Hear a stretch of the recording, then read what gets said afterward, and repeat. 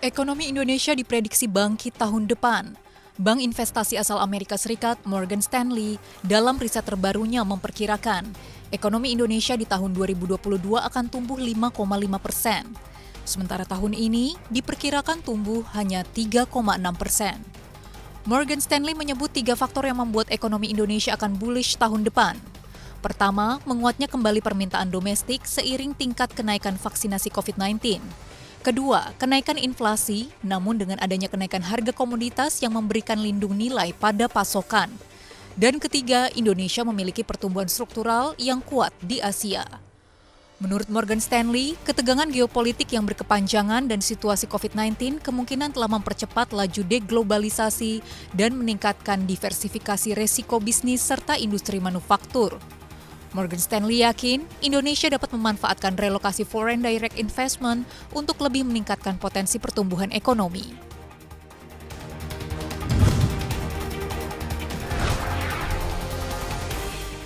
Direktur Jenderal Mineral dan Batubara Kementerian Energi dan Sumber Daya Mineral Ridwan Jamaluddin mengatakan ada 12 perusahaan smelter yang saat ini mengalami kendala pendanaan. Dari 12 smelter tersebut, 8 perusahaan diantaranya adalah smelter nikel. Ridwan menyatakan dana yang dibutuhkan untuk membangun smelter berkisar pada 4,5 miliar dolar Amerika Serikat atau sekitar 63,9 triliun rupiah. Mengenai masalah pendanaan, Ridwan menyatakan Kementerian ESDM berusaha mencarikan solusi, khususnya memberikan dukungan pada perusahaan-perusahaan untuk mendapatkan pendanaan. Menurut Ridwan, selain pendanaan, ada kendala lain dalam pembangunan smelter, seperti perizinan terkait dengan HGB, IMB, IPPKH, dan lainnya. Tak hanya itu, beberapa perusahaan juga mengalami masalah pembebasan lahan dan pasokan energi.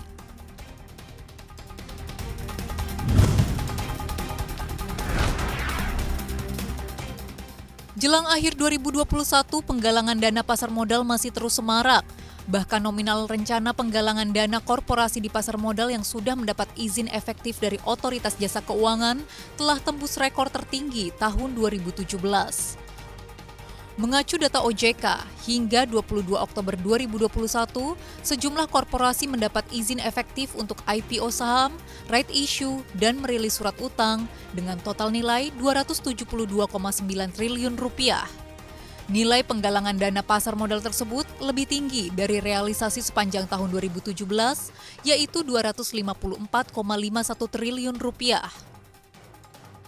Nilai penggalangan dana selama Januari hingga 22 Oktober 2021 tersebut meliputi IPO saham dengan nilai 31,07 triliun rupiah, right issue 159,7 triliun rupiah, dan emisi surat utang 82,13 triliun rupiah.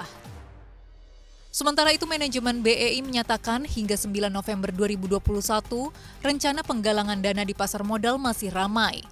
Dalam pipeline BEI, terdapat rencana right issue dari 40 perusahaan dengan perkiraan total dana dihimpun 24,44 triliun rupiah, serta rencana emisi obligasi atau sukuk dari 13 perusahaan dengan total rencana dana dihimpun 19,27 triliun rupiah.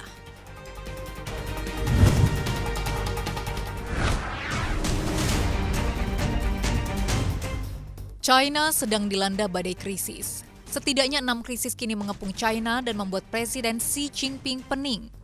Berdasarkan rangkuman CNBC Indonesia, krisis yang terjadi antara lain krisis properti yang berawal di akhir September lalu, ditandai dengan jatuhnya raksasa properti China, Evergrande Group, Fantasia Holdings, Civic Holdings, serta Kaisa Group yang kini dikabarkan mengalami gagal bayar. Selain itu, China juga mengalami krisis energi yang ditandai dengan berkurangnya pasokan listrik untuk industri dan rumah tangga. Kemudian, krisis kesehatan yang diakibatkan oleh pandemi COVID-19 yang berkali-kali menyerang China, bahkan lebih parah daripada saat pertama merebak. China juga dilanda krisis pangan. Rata-rata harga pangan terutama sayuran melonjak 39,8% di September akibat adanya gagal panen karena hujan lebat.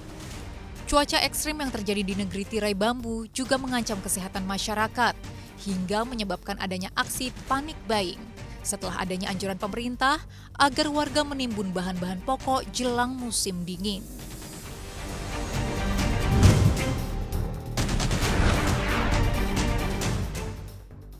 Otoritas Keuangan Singapura memperingatkan investor sebelum berinvestasi di mata uang kripto. Badan resmi pemerintah itu mengatakan kripto memiliki resiko serius dalam investasi. Direktur Pelaksana Otoritas Moneter Singapura, Raffi Menon, mengatakan mata uang kripto seperti Bitcoin dan Ethereum memiliki perubahan spekulatif yang tajam. Seperti diketahui, Bitcoin terus mencetak rekor dan sempat menyentuh level $68.000 Amerika Serikat. Tak hanya itu, Ethereum juga terus bergerak naik di kisaran $4.800 Amerika. Sepanjang tahun ini, Bitcoin telah menguat 130%, sementara Ethereum melesat 550%. Ratusan miliar dolar menguap dari pasar kripto pada Mei 2021 lalu, setelah CEO Tesla, Elon Musk, mentweet bahwa produsen mobil listrik itu berhenti mengizinkan penggunaan Bitcoin untuk membeli mobilnya.